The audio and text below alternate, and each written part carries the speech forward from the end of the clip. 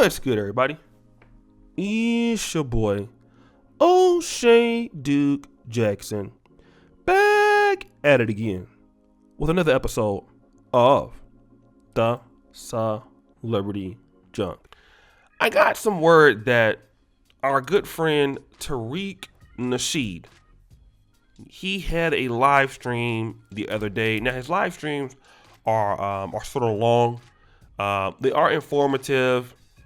It's called the Tariq Nasheed Historic Sleight of Hand. Now, I wasn't able to watch only the parts that I was told to watch, right? Because it was a long one and things like that. But Tariq Nasheed found himself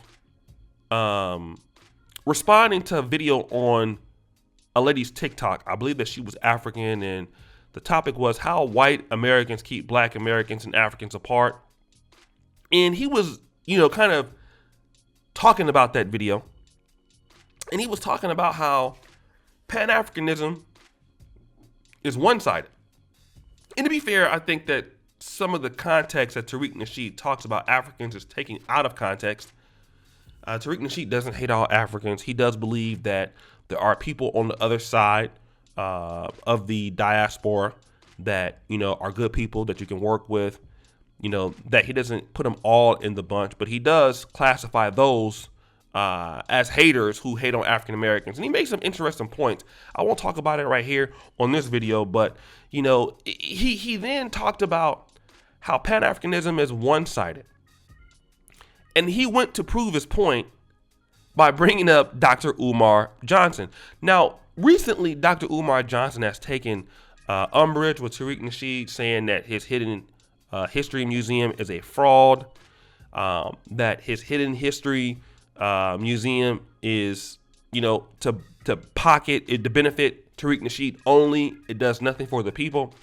So Tariq Nasheed was going to respond in kind, and he was saying that if Pan-Africanism is something, I want to prove to you what it's about. And what I want to do is I want to prove to you by actually what Tariq Nasheed was saying, by posting a 30-second clip of Dr. Umar Johnson asking money for the school, and then I'll come back and discuss it. Just know the feds and the FBI watching. Of course. That goes without saying, my brother. That goes without saying. That goes without saying. How is the school coming? We pushing, brother. We pushing. I got a big booty and it's juicy. You better cut it out. She said she got a big booty and it's juicy. Sisters, let's do the work first. Don't worry, we're going to make love. Oh, we're going to make some love. You better believe that. Okay. But let's do the work first, my beautiful African queens. Let's do the work. Let's do the work. So we saw and heard what Dr. Umar Johnson had to say. Now, he called him a lot of names. The Prince of Postmates, the Prince of Peanut Butter and Jelly. I thought that was quite funny. But if you look at Pan-Africanism, and shout out to Brother Omar Wallen, it is a project, right? I am a person that is, in the Pan-African community.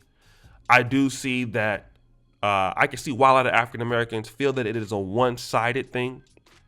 But ultimately, both groups have to bring something to the table to the global perspective. It's just what it is. It can't be just African Americans or just Nigerian Americans or just, Zimbabweans. Everybody has to bring something to the table.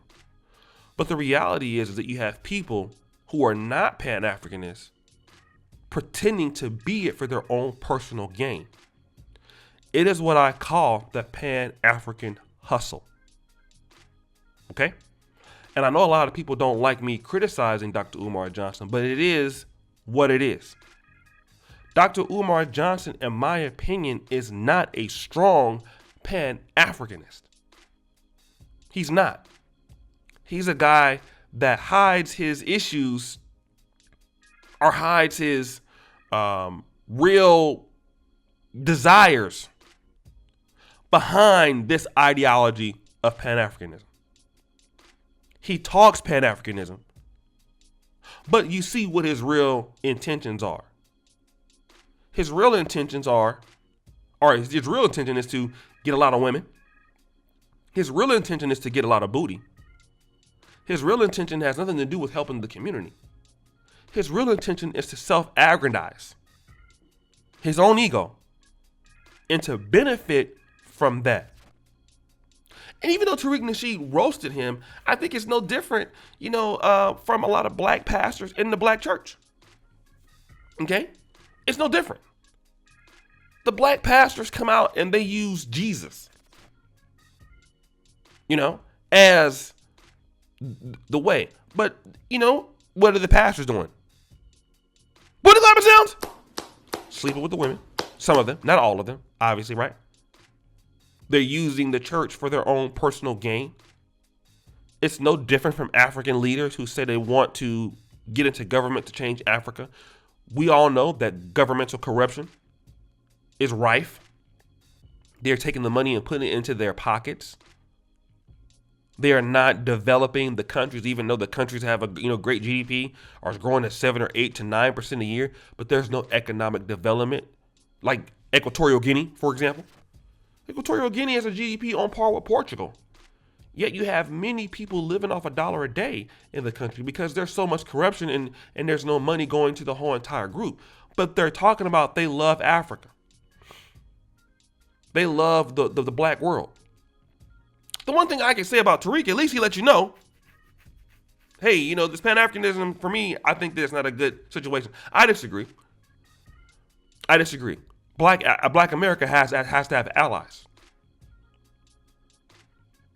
You cannot get anything done by yourself as a separate community. You need to be able to participate in the black world and get over the fact that, we've been doing this and it's one-sided. I can tell you that if you come in and you do what you're supposed to do, you can force people to be two-sided.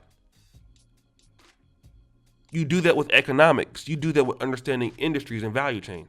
No different than what Chinese people do or what Lebanese people do. You can create Pan-Africanism by creating strong economies and give people a reason why they should work with you. I know because on a small scale I'm dealing with it, but I can understand how he feels. But his position on pointing out the buffoonery in somebody like Dr. Umar Johnson, who misrepresents Pan-Africanism, which is globally the people of the black world coming together to build and preserve that which is right for the black world to exist by itself.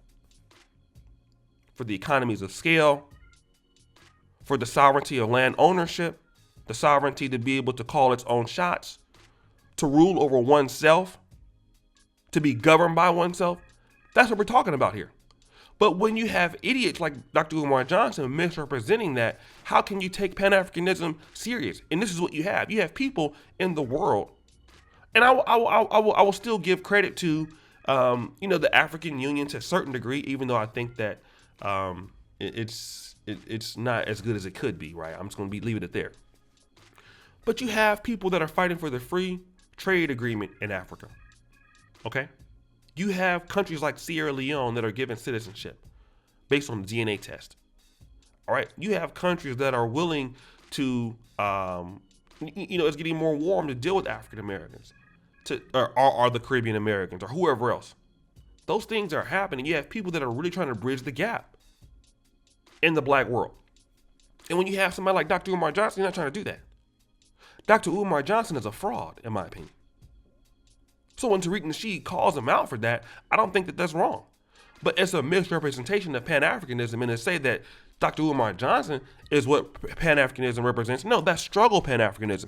That's dustyism. That is dustyism. That would be just like me taking a guy on the street that's homeless and saying FBA, ADOS, and he over there smoking cocaine with white people or something like that. That would be a bad misrepresentation of what that was, because we know that's not what that is. But Umar Johnson is and that's kind of a little bit of a bad example. But Dr. Umar Johnson is not Pan-Africanism. He's dusty. So guys, what do you think? It's your boy O'Shea Duke Jackson back at it again with another episode of the Celebrity Jump. I really appreciate you for all that you do. Subscribe, hit the bell, check out the first comment at the top, and as you know, the buffoonery remains at an all-time high.